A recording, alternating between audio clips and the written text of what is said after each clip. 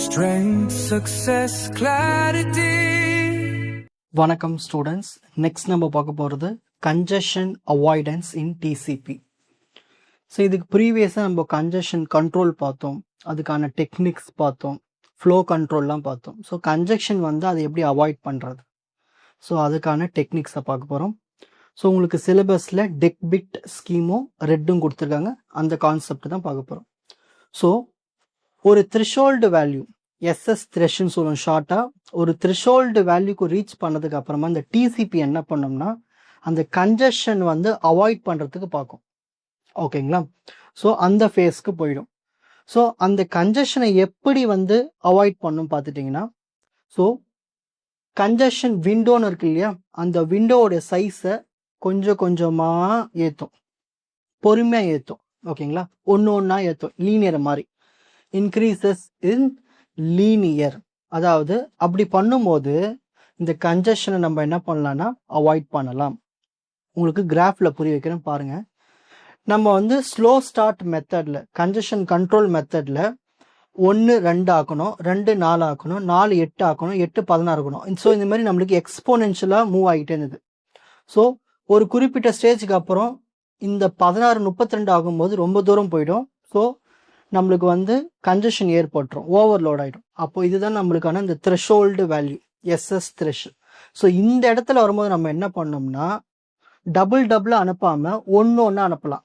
அப்போ ஒன்று ஒன்று அனுப்புனாங்க, 1 2 ஆகும், 2 3 3 4 5 6 7 8 இந்த மாதிரி ஒவ்வொன்றா இன்க்ரீஸ் ஆகும்போது இந்த கன்ஜஷன் பிரச்சனையை குறைக்கலாம்.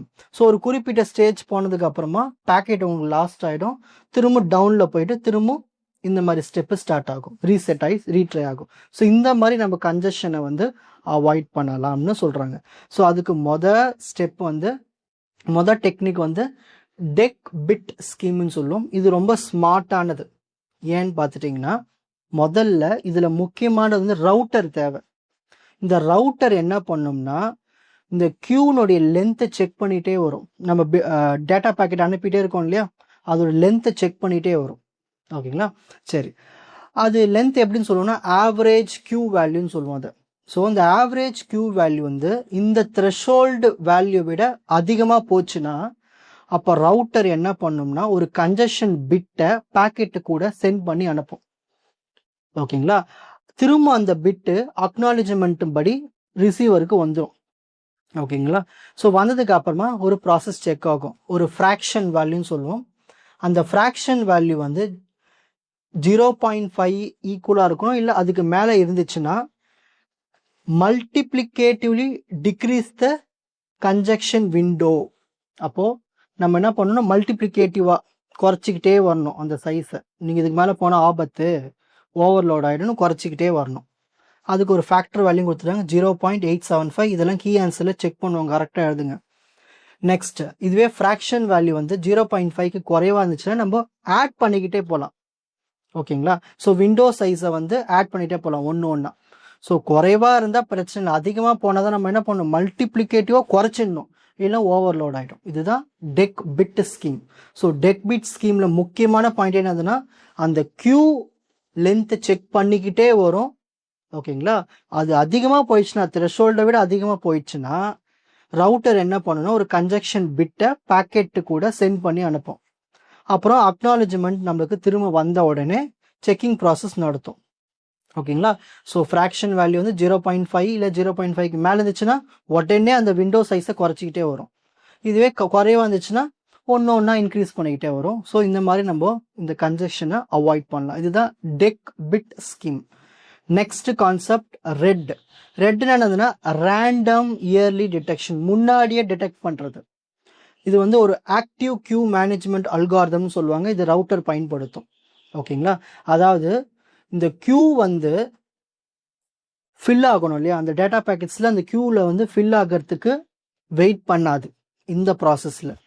ஸோ வெயிட் பண்ணாமல் என்ன பண்ணணும்னா எல்லா பேக்கெட்ஸையும் ட்ராப் பண்ணி விட்டுரும். எப்படி ட்ராப் பண்ணோம்னா, அதாவது ஓவர்லோட் ஆகிடுச்சுன்னா எப்படி ட்ராப் பண்ணணும்னா ப்ராபபிலிஸ்டிக் வேல்யூவாக ட்ராப் பண்ணணும். ஃபார் எக்ஸாம்பிள் ஃபஸ்ட்டு ஒரு 10 ட்ராப் பண்ணோம், அந்த டைமுக்கு இவ்வளோ பர்சன்டேஜ், ஒரு 50% ட்ராப் பண்ணோம், ஒரு 30% ட்ராப் பண்ணோம், அந்த மாதிரி ப்ராபபிலிஸ்டிக் வேல்யூவாக ட்ராப் பண்ணோம். ஓகேங்களா. கியூ வந்து ஃபுல் ஆகிறதுக்கு முன்னாடியே. கியூ ஃபுல் ஆயிடுச்சுன்னா ஆகிடும், ஓவர்லோட் ஆகிடும். ஸோ டேட்டா பேக்கெட் அனுப்ப முடியாது. அப்போ என்ன பண்ணலாம்னா ஒரு லாஸ்ட்டாக இருக்கிறது ஒரு 10 வெளி தள்ளிடலாம். அப்போ தான் நம்மளுக்கு கொஞ்சம் ஃப்ரீயாக இருப்போம். அந்த மாதிரி ஒரு 100 பேர் இருக்கிறாங்கன்னு வச்சுங்களேன், லாஸ்ட்டாக ஒரு 20 பேரை கொஞ்சம் வெளியே தள்ளிட்டோம்னா அந்த 80 பேரும் ஒழுங்காக போய் சேர்ந்துருவாங்க. அதுக்கப்புறம் அந்த 20 பேரை அனுப்பலாம். ஸோ அந்த மாதிரி டெக்னிக் தான் random early detection technique. So step 1, router என்ன பண்ணும்னா weighted moving average of queue லென்த்தை செக் பண்ணிக்கிட்டே இருக்கும். அதாவது அந்த கியூனுடைய ஆவரேஜ் லென்த் என்னன்னு செக் பண்ணிகிட்டே இருக்கும். அதுக்கு ஃபார்முலா இதுதான். Average length equal to 1 minus weight into average length plus weight into sample length. இந்த ஃபார்முலாவில் கீ ஆன்சரில் செக் பண்ணுவோம், கரெக்டாக எழுதுங்க.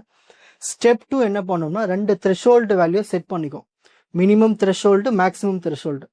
அதான் டேஞ்சர் ஜோன்னு சொல்லுவோம் இல்லையா, அது மாதிரி. ஸோ அதுக்கேற்ற மாதிரி பேஸ்ட் ஆன் ஆவரேஜ் லென்த் இந்த த்ரெஷோல்டு வேல்யூ நம்ம செக் பண்ணணும். ஸோ ஆவரேஜ் லென்த் வேல்யூ வந்து மினிமம் த்ரெஷோல்டோட கம்மியாக இருந்தால் எதுவும் பண்ண தேவையில்லை. எல்லா பாக்கெட்டும் நீங்கள் உள்ளே வாங்கப்பா, எந்த ஒரு பிரச்சனையும் இல்லைன்னு சொல்லிடலாம். இதுவே ஆவரேஜ் லென்த் வந்து மேக்ஸிமம் த்ரெஷோல்டை விட அதிகமாகவோ இல்லை ஈக்குவலாக இருந்துச்சுன்னா எல்லா பேக்கெட்டும் வெளியே தள்ளி விட்டுரும், ட்ராப் பண்ணி விட்டுரும். ஏன்னா அப்போ தானே கன்ஜெஷனை கண்ட்ரோல் பண்ண முடியும், அவாய்ட் பண்ண முடியும். இல்லை இன்னொரு கேசஸ் இருக்குது. Minimum threshold is less than or equal to average length less than maximum threshold. இந்த மாதிரி இருந்துச்சுன்னா drop packet with probability. So கொஞ்சம் கொஞ்சமாக ரிமூவ் பண்ணுறது, ட்ராப் பண்ணுறது. ஸோ இது உங்களுக்கு கிராஃப்லேயே புரியும் பாருங்கள். ஸோ இந்த த்ரெஷோல்டு வேல்யூக்கு குறைவாக இருக்கிறதுனால எந்த ஒரு ட்ராப்பும் நடக்காது, பேக்கெட்ஸ் அப்படியே போய்கிட்டே இருக்கும். ஒரு பைப்புக்குள்ளே போகிற மாதிரி ஞாபகம் வச்சுங்க. அப்புறமா ஒரு த்ரெஷோல்டு ஃப்ரீக்வன்சி வந்த உடனே மினிமம்லேருந்து மேக்ஸிமம்குள்ளே இருந்துச்சுன்னா லீனியர் ப்ராபபிலிட்டி. ஓகேங்களா. 1 அப்புறம் 2 அனுப்புறது, அப்புறம் 3 வெளியே தள்ளுறது, 4 வெளியே தள்ளுறது, இந்த மாதிரி வெளியே தள்ளிக்கிட்டே வரும். ஓகேங்களா. மேக்ஸிமம் த்ரெஷோல்டு அதிகமாக போயிடுச்சுன்னா மொத்தமாக காலி பண்ணிவிடுவோம், ட்ராப் ஆல் பேக்கெட்ஸ். இதுதான் வந்து ரெட். ஓகேங்களா. ஸோ இப்போ screenshot time. So first congestion avoidance எதுக்கு பண்ணுறோம், எப்போ பண்ணுறோம், அதுக்கான கிராஃப். நெக்ஸ்ட்டு டெக் பிட்டு ஸ்கீம்னா என்ன, ரெட் அப்படின்னா என்ன, அதனுடைய கண்டினியூவேஷன் கிராஃப்.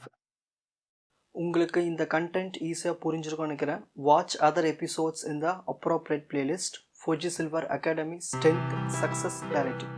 வணக்கம்.